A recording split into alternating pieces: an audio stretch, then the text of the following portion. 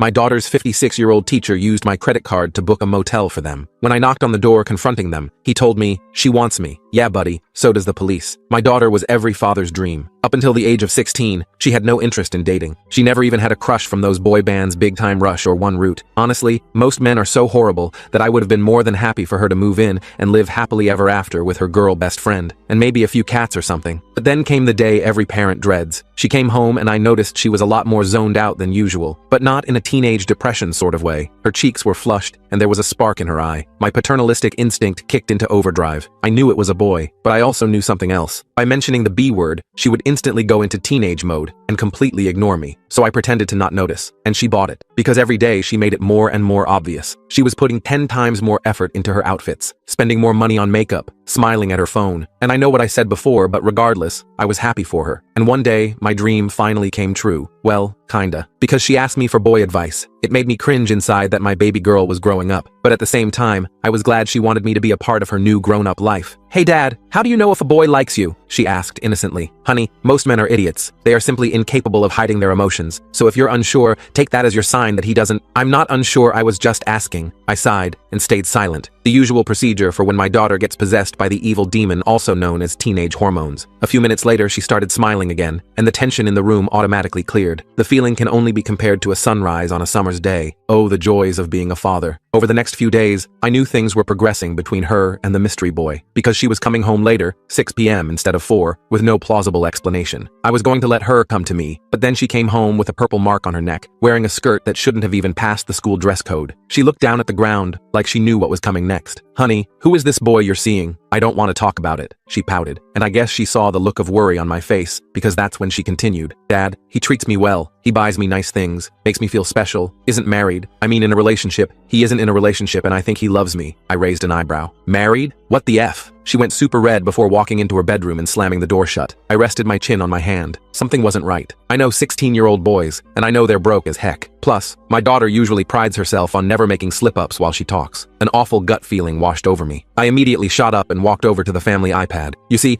I noticed years ago that its camera roll was synced up to my daughter's. Obviously, I never told her this. Usually, when I click on it, I just see dozens of screenshots from Instagram or Snapchat messages involving trivial drama with her friend group, or the occasional flower crown selfie. But this time I saw something much darker, because sitting right there in the recent photos was her and her boyfriend. She was sitting on his lap. This would have been fine, except I recognized his face. It was Mr. Dalton, her English teacher. Suddenly, it all made sense. The extra smiles in the parent-teacher conferences, his constant praise of my daughter. In the parent group chat, they were recently talking about how we should get him a gift to celebrate his oncoming retirement. Bile rose in my throat. I wanted to grab her phone, find his address, and beat his A until his brain was minced meat on the sidewalk. But I knew this was a sensitive situation, and I didn't want my daughter to never trust me again. So instead, I walked to her bedroom and knocked on the door. When she said I could come in, I gently entered and sat on the other side of the bed. I was ready to take full advantage of her. "Darling, I just want you to know I support you no matter what. I hope you and your boyfriend are happy together, and let him know that I wish all the best for him." Her face lit up, just as planned. "Thank you, Dad. You're the best." She then gave me a huge hug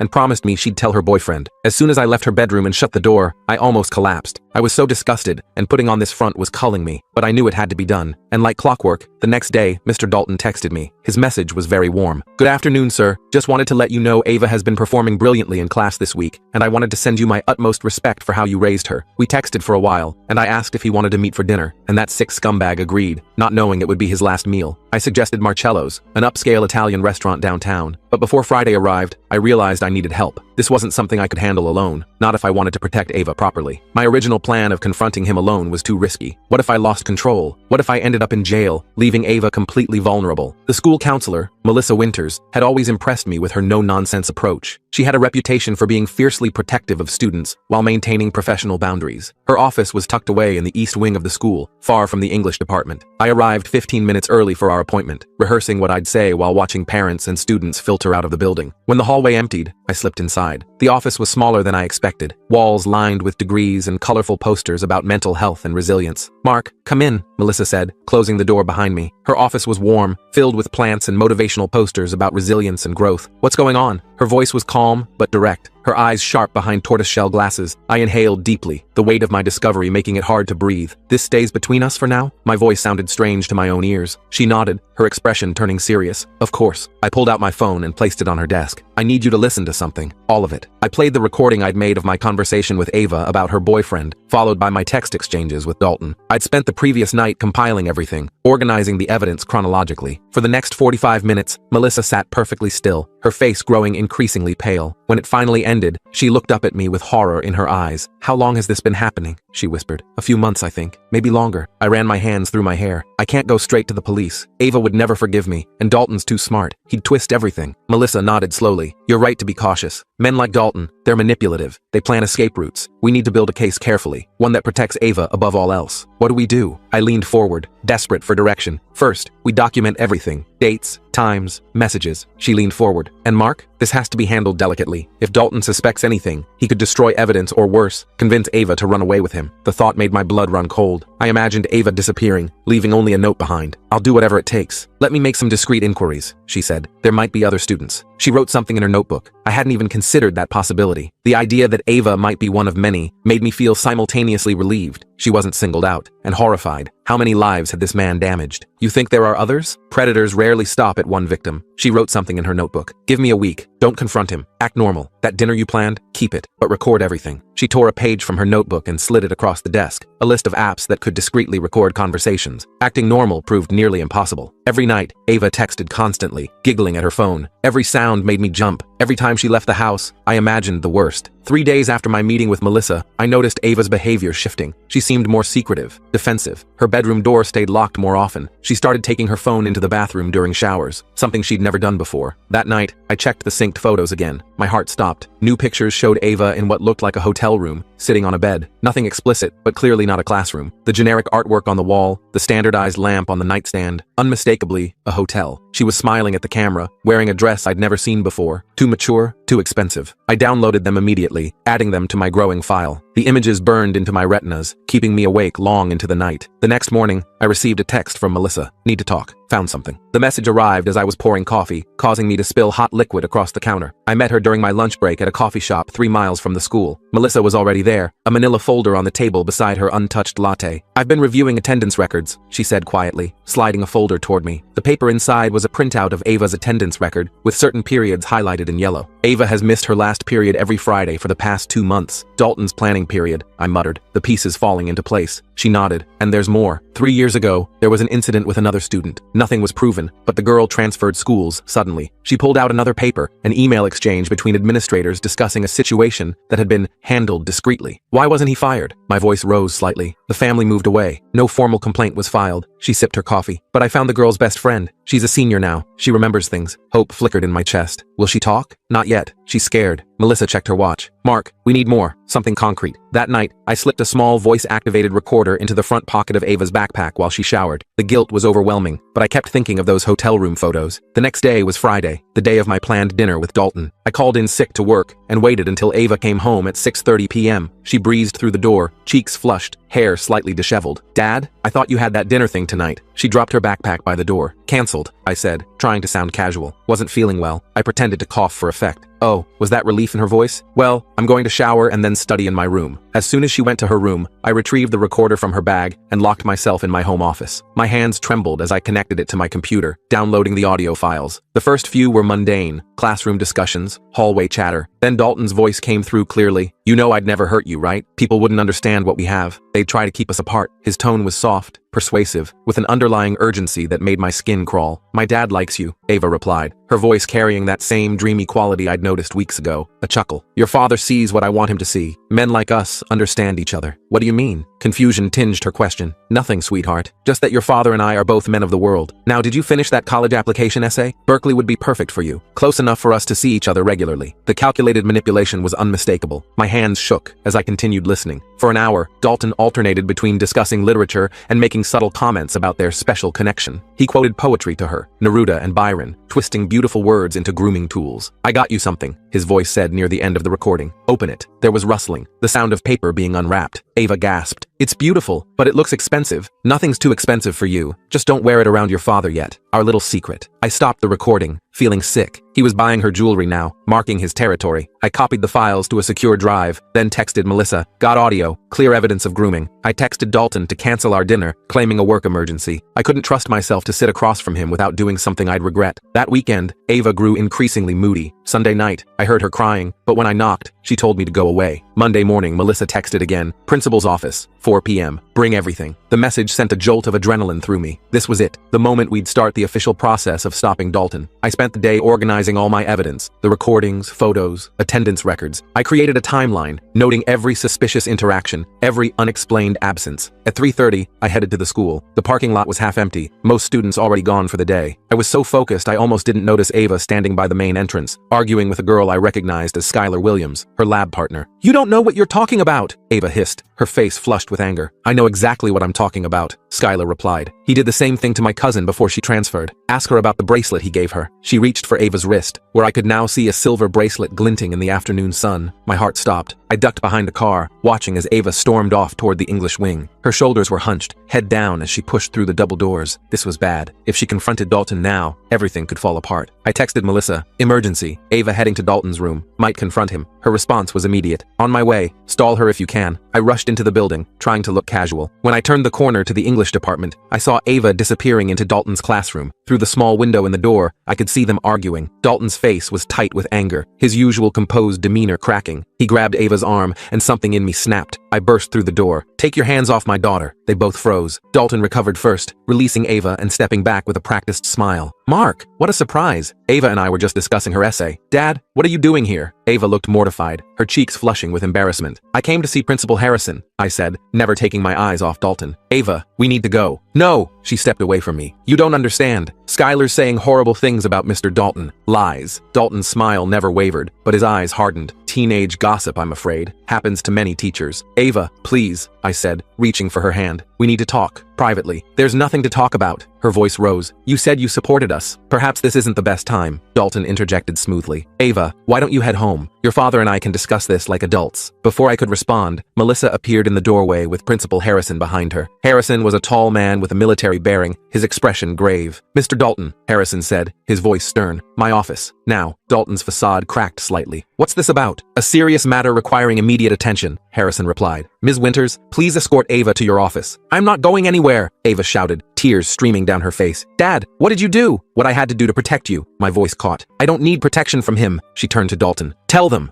it's real. Dalton's expression changed, calculating. Ava, calm down. This is clearly a misunderstanding. Mr. Jenkins, Harrison said quietly, perhaps you should join your daughter and Ms. Winters. I nodded, watching as 2 security guards appeared behind Harrison. Dalton noticed them too, his confident smile faltering. This is ridiculous, he said. Based on what? The word of a jealous teenager? We have evidence, Harrison replied. Substantial evidence. He nodded to the security guards who moved closer to Dalton. The next hour was the hardest of my life. In Melissa's office, Ava alternated between screaming at me and sobbing uncontrollably. She called me a liar, a traitor, swore she'd never forgive me. He loves me, she cried. You ruined everything. Melissa tried to intervene. Ava, I know this is difficult, but there are things you don't understand. What don't I understand? That my dad pretended to support me while going behind my back? That Mr. Dalton has done this before, Melissa said gently. That stopped Ava cold. What? 3 years ago with another student. She transferred schools afterward. You're lying, Ava whispered, but I could see doubt creeping into her eyes. Skylar's cousin, I said quietly. That's who she was talking about, wasn't it? Ava stared at the floor. She said he gave her a bracelet too. My heart sank. What bracelet, Ava? Slowly, she pulled up her sleeve, revealing a silver bracelet with a small sapphire charm. He said it matched my eyes. Melissa made a note. May I see it? As Ava reluctantly removed the bracelet, Harrison entered the office, his face grim. Mr. Dalton has been escorted off campus and placed on administrative leave pending investigation. The board has been notified, as has our legal team. What about the police? I asked. Harrison sighed. That's complicated. Without Ava's cooperation, he glanced at my daughter. I'm not talking to the police, Ava interjected. This is insane. You're all treating me like a child. You are a child, I said firmly. You're 16. I'm old enough to know what I want. Harrison suggested we all take the night to cool down. As we left the school, Ava walked 10 paces ahead of me, refusing to acknowledge my existence. That night, she locked herself in her room. I sat outside her door, listening to her cry until she fell asleep around midnight. The next morning, Ava's phone buzzed repeatedly. When she didn't emerge for breakfast, I checked her room and found it empty, window open. My heart nearly stopped. The curtains fluttered in the morning breeze, a hastily scrawled note on her pillow. You can't stop us. I called her phone, straight to voicemail. I texted Melissa in a panic. Ava's gone. Think she's with Dalton. Her response was immediate. Calling Harrison. Check credit cards for hotel charges. I logged into my bank account and saw it. A charge from the Bayview Inn on the edge of town, just 20 minutes earlier. I remembered Ava once mentioning she'd used my credit card to order pizza for them. He must have saved the information. I grabbed my keys and raced to the hotel, calling the police on the way. The dispatcher promised to send officers, but warned it might take time. There had been a major accident on the highway. When I arrived, I spotted Dalton's car in the parking lot, a silver Audi, room 118, according to the charge. Without thinking, I ran to the door and pounded on it. Ava, open up! Silence, then shuffling. Dalton's voice came through the door. She doesn't want to see you. Let me talk to her, I shouted. Dad, go away, Ava called, her voice shaking. We're leaving. You can't stop us. Ava, please, I begged. Just talk to me for 5 minutes. Then if you still want to go, I won't stop you. It was a lie, but I needed to get inside that room. More silence. Finally, the door cracked open. Dalton stood there, trying to look composed but clearly nervous. 5 minutes, he said. Then we're leaving. I pushed past him into the room. Ava sat on the bed, a small suitcase beside her. Her eyes were red and puffy. The room smelled of cheap air freshener and desperation. Honey, please don't do this, I said softly. You don't understand, she replied. We love each other. If he loves you, why is he making you run away? Why not wait until you're 18? Because people like you won't let us be together. I inhaled slowly. Ava, there's something you need to know. Something I found out yesterday. Dalton stepped forward. We don't have time for this. Skylar's cousin wasn't the first, I continued, ignoring him. Melissa found 2 other cases at his previous school. Same pattern, same bracelet. Ava's eyes widened. What? He's lying, Dalton said quickly. They're all lying. The bracelet has his initials engraved on the clasp, I said. Check it. Ava's hand went to her wrist, but the bracelet wasn't there. She looked at Dalton. Where's my bracelet? In your bag, he said dismissively. We need to go. I want to see it. She stood up, moving toward her suitcase. Later, the bus leaves in 30 minutes. Something changed in Ava's expression. You said we were driving to your cousin's cabin, Dalton faltered.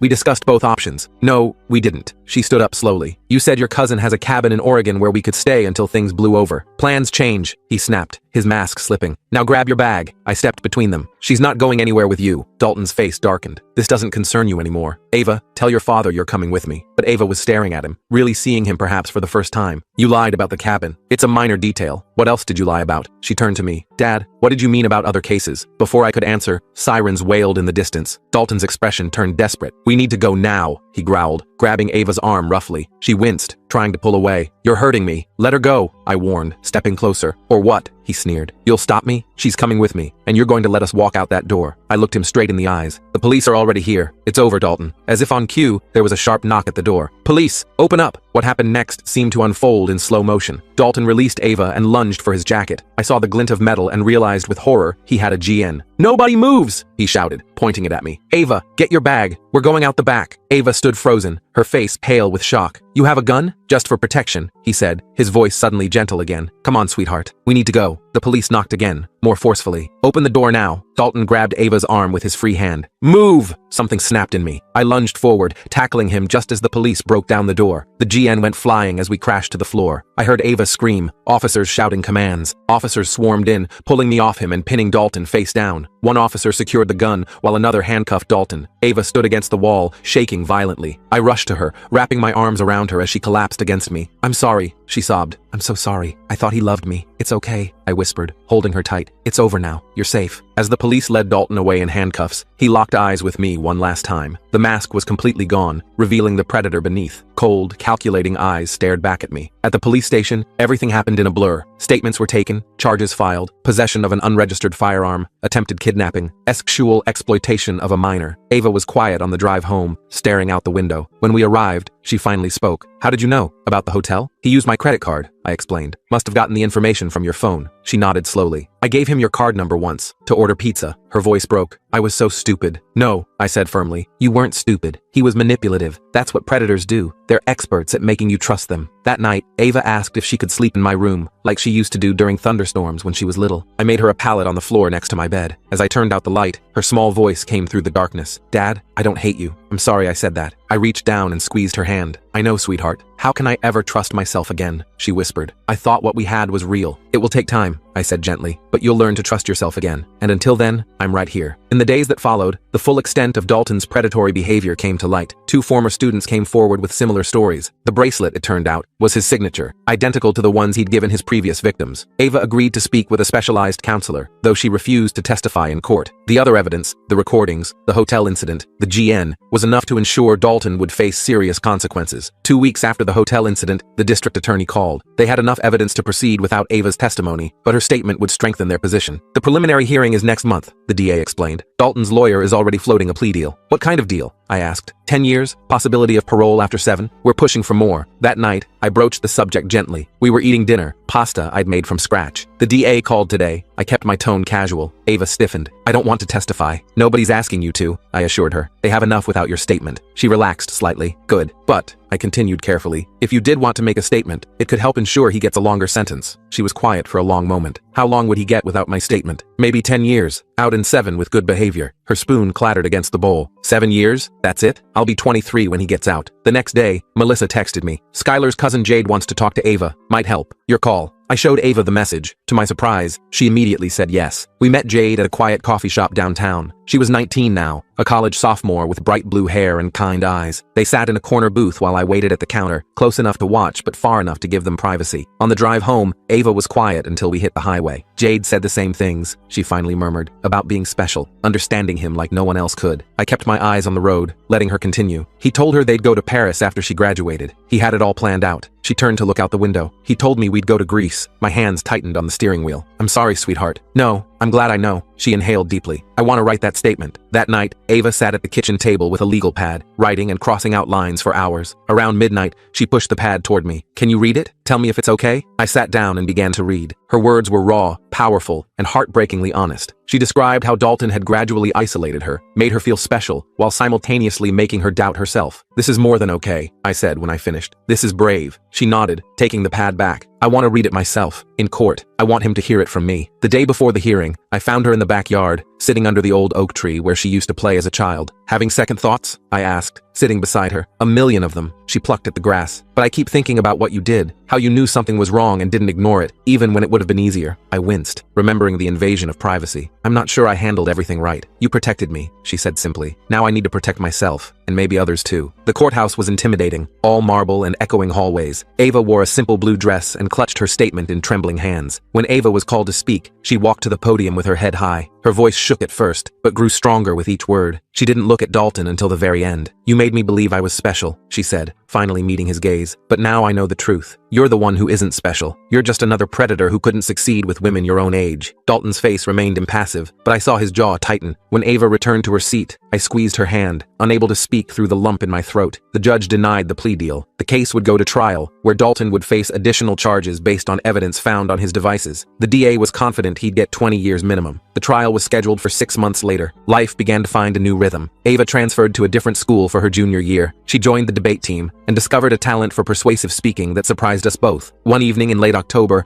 I came home to find her researching colleges. Thinking ahead? I asked, setting down groceries. Berkeley has a good psychology program, she said casually. I froze, remembering Dalton's words on the recording about Berkeley being close enough for them to see each other. She caught my expression and shook her head. Not because of him, because I want to help people who've been through what I went through. Relief washed over me. You'd be amazing at that. I've been thinking, she continued, about starting a support group at school for people dealing with complicated relationships. That sounds like a great idea. I began unpacking groceries. She nodded, then hesitated. Dad, can I ask you something weird? Of course. How did you know? Really? You said you paid attention, but it was more than that, wasn't it? I inhaled deeply. Your photos were synced to the family iPad. Her eyes widened. You saw everything? Not everything. Just enough to know something was wrong. I expected accusations of invading her privacy. Instead, she was quiet for a long moment. Thank you for not telling me that before, she finally said. I wouldn't have understood. And now? I asked cautiously. Now I know what was at stake. She closed her laptop. I'm not mad. I'm grateful. The trial began in March. 3 weeks in, the DA called with news. Dalton had changed his plea to guilty on all counts. 25 years, she told us. No possibility of parole for at least 20. Ava was silent when I told her, then nodded once. Good. That night, I found her in the backyard again, looking up at the stars. I sat beside her without speaking. I keep thinking about who I might have become, she said softly. If this had gone on longer, if you hadn't figured it out, you would have figured it out eventually, I assured her. You're too smart not to have. Maybe. She hugged her knees to her chest. But how much damage would have been done by then? I had no answer for that. We sat in silence for several minutes. I'm going to be okay, she said, more to herself than to me. Not today or tomorrow, but eventually. I know you will. She leaned her head against my shoulder, something she hadn't done since before all this began. I'm thinking about starting a blog, anonymous of course, about recognizing the warning signs. I think that's a great idea. I'd need your help with some of it. The warning signs you noticed that I missed. Whatever you need, I promised. I'm here for all of it. We sat in comfortable silence, watching the stars. The road ahead would still have difficult days, but Ava was finding her way back, not to who she was before, but to someone stronger, wiser, and still fundamentally herself. A month later, she showed me the first draft of her blog post. It began, I was 16 when I thought I fell in love with a predator. This is how my father saved me, and how I learned to save myself. I read it with tears in my eyes, amazed by her courage and clarity. When I finished, she was watching me anxiously. Is it okay? Should I change anything? It's perfect, I told her. Just like you. She rolled her eyes, but smiled, a real smile that reached her eyes. Nobody's perfect, Dad. True, I agreed, but you're pretty close. Sometimes love isn't enough to keep our children safe, but love combined with vigilance, courage, and the willingness to act, even when it's difficult, just might be.